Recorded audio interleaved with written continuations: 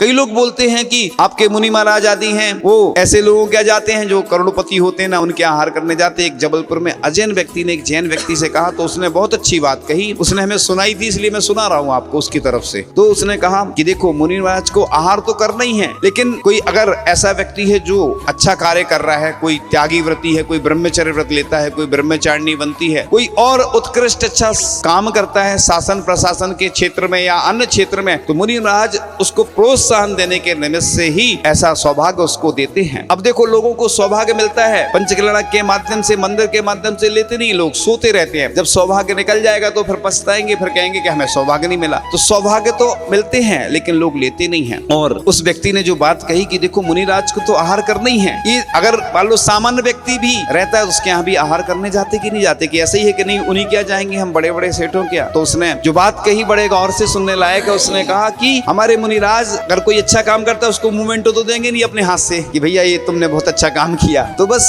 प्रोत्साहन देने के निमित्त से जाते हैं। उस गरीब और अमीर के भेद से बचने के लिए तो मुनिराज ऐसी कठिन विधि लेते हैं कि जिससे कि कोई भेदभाव ना रहे। इसीलिए तो कई बार मुनिराजों को कई दिन तक ऐसे उपवास कर लेते हैं वो, लेकिन कई दिन तक विधि नहीं जब मिलती है उपवास आदि कर लेते हैं। क्योंकि साधु रोटी के पीछे नहीं भागता है, साधु के पीछे रोटी भागती है। साधु खाने के लिए नहीं बनते हैं लेकिन वो शरीर चलाने के लिए भोजन ग्रहण करते हैं, क्योंकि गृहस्थ तो दिन भर बस खाता रहता है और अपना जीवन चलाता रहता है, लेकिन साधु संत सिर्फ भोजन इसलिए करते हैं कि शरीर चलता रहे और साधना होती रहे। क्योंकि अगर मरण हो गया, पहले असंयम में चले गए, देवों में चले गए तो तब असंयम का ही पालन होगा, लेकिन यहाँ पर इस मनुष्य पर्याय में संयम का पालन किया जा रहा है। इस प्रकार से यह जो बात है आपको इसलिए बताई जा रही है कि इस भक्ति के महोत्सव में आप लोग कई कष्टों को सहन कर रहे होंगे, कोई व्रत उपवास भी कर रहा होगा, कोई अन्य तप साधना कर रहे होंगे, तो कष्ट तो होता ही है। जैन धर्म में तलवार की धार के समान कहा है, इस मुनि व्रत को तलवार की धार पे चलने के समान कहा है।